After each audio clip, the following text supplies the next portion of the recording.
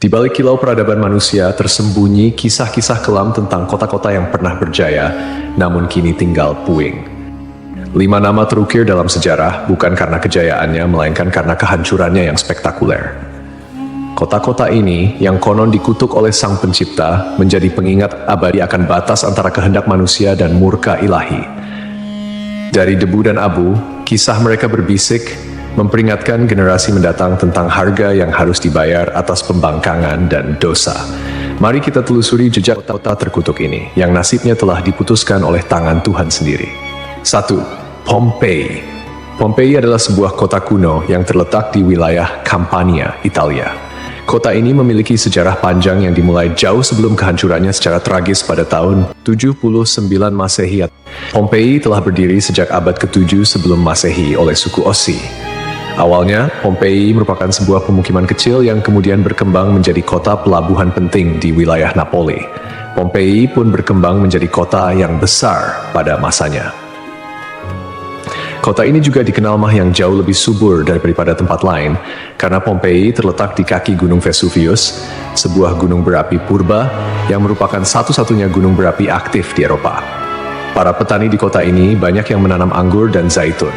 Kesuburan tanah ini merupakan salah satu faktor utama yang mendorong pertumbuhan dan kemakmuran Pompei selama berabad-abad. Meskipun Gunung Vesuvius telah lama menjadi bagian dari lanskap kota Pompei, penduduk kota tampaknya tidak menyadari bahaya yang kelak akan ditimbulkannya. Gunung Vesuvius diketahui telah tidak aktif selama berabad-abad, dan pengetahuan vulkanologi pada masa itu masih sangat terbatas. Kota Pompei merupakan bagian dari wilayah kekuasaan Romawi kuno.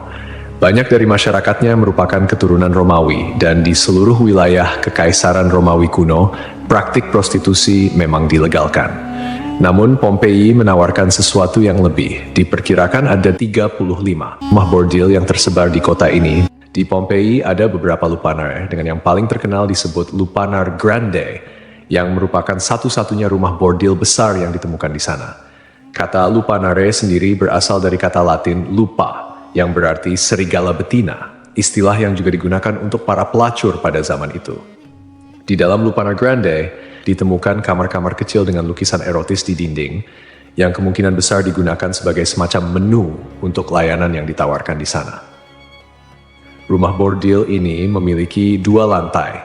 Lantai pertama diperuntukkan bagi kelas bawah, sedangkan lantai kedua digunakan oleh pelanggan kelas atas.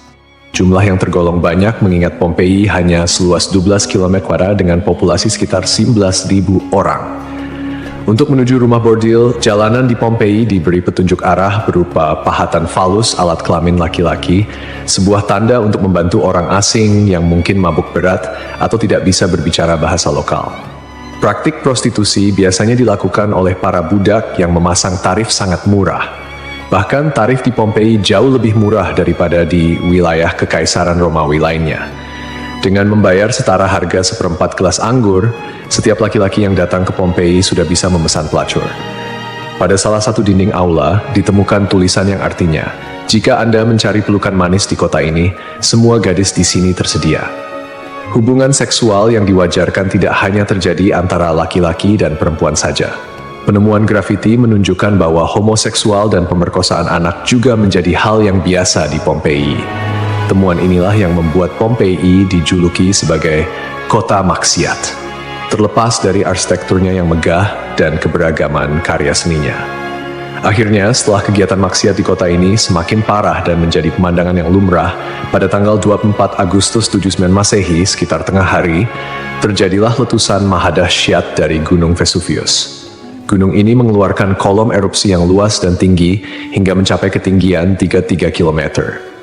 Abu vulkanik dan batu apung mulai berjatuhan di Pompei dan di daerah sekitarnya. Tebalnya erupsi menyebabkan kegelapan di siang hari dan membuat orang-orang kesulitan untuk bernapas, sehingga penduduk Pompei banyak yang tidak sanggup melarikan diri. Kemudian pada malam hari, letusan mencapai puncaknya. Serangkaian awan panas yang mematikan mulai menyapu kota dengan kecepatan tinggi dan membunuh siapapun di kota tersebut. Meskipun sulit untuk memastikan jumlah korban jiwa yang tepat, diperkirakan ada sekitar 2.000 orang yang tewas di kota Pompei, meskipun banyak juga yang berhasil melarikan diri pada tahap awal erupsi. Namun, mereka yang tertinggal atau terlambat melarikan diri menghadapi nasib yang sangat mengerikan. Kota maksiat ini hancur lebur bersama 500 tahun. Setelah sekian lama, Pompei ditemukan kembali pada abad ke-14 dan penggalian yang dilakukan mengungkapkan banyak artefak serta mumi-mumi yang terkubur di bawah abu vulkanik. Pompei kini menjadi simbol peringatan akan bahaya dari keangkuhan dan dosa manusia.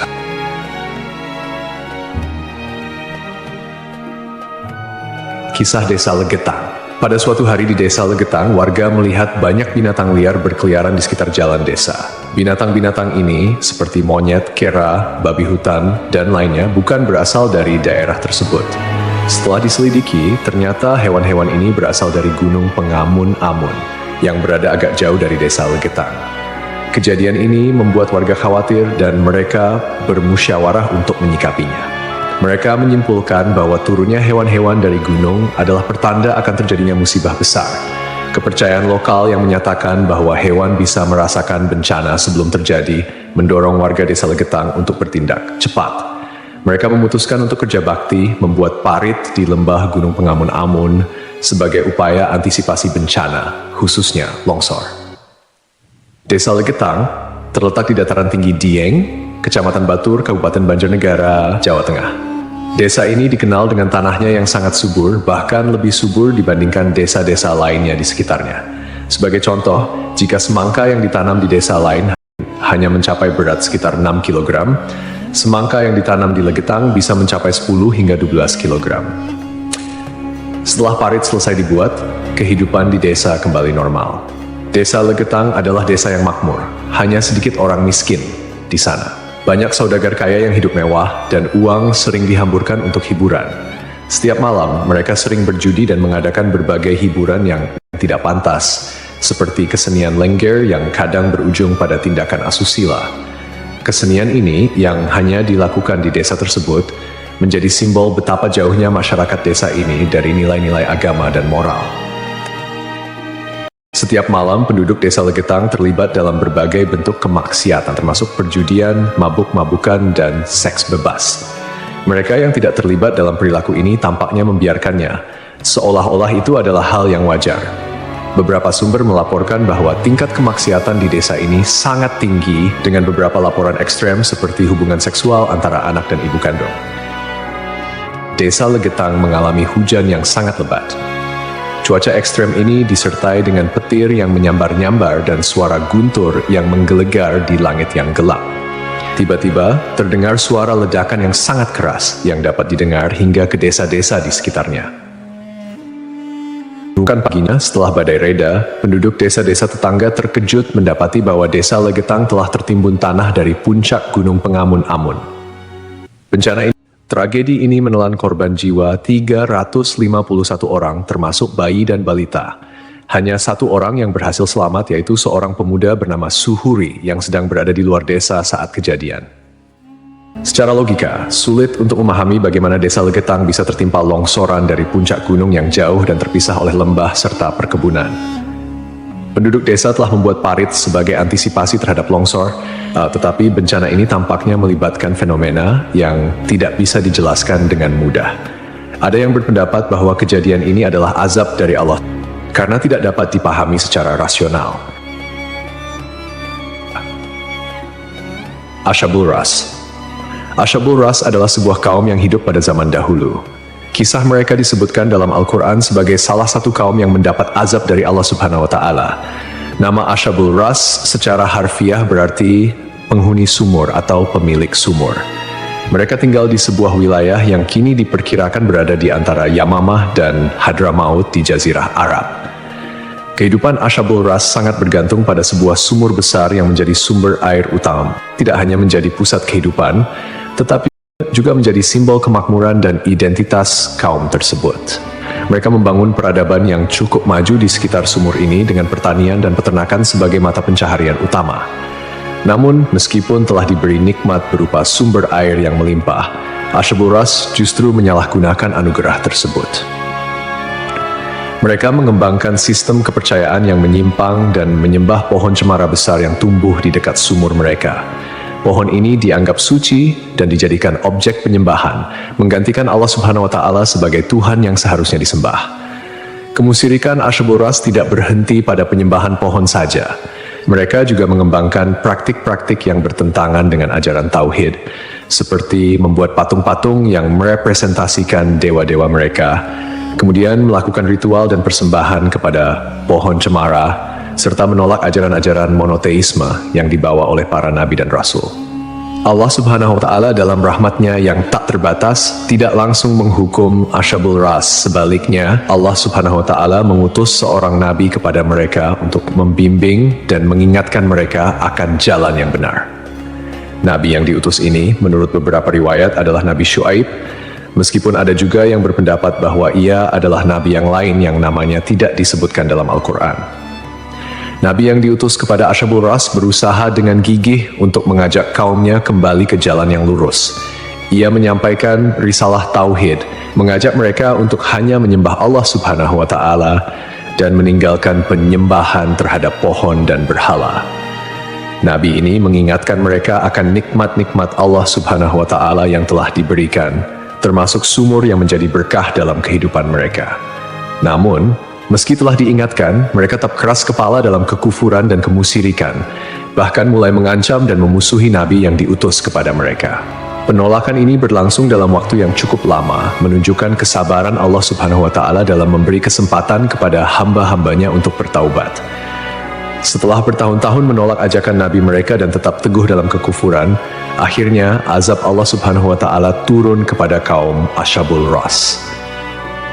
Azab ini datang sebagai konsekuensi dari penolakan mereka yang terus-menerus terhadap ajaran Tauhid dan ketekunan mereka dalam menyembah selain Allah Subhanahu wa Ta'ala.